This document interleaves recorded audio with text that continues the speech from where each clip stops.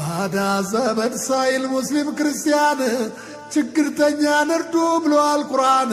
ይህ ነው እስልምና መንገዱ ብርሃን፣ ሊላ ብሎ መርዳት የተቸገረን ወዶና ፈቅዶ እንጂ በጥቅም ተታሎ አይሆንም ሙስሊም።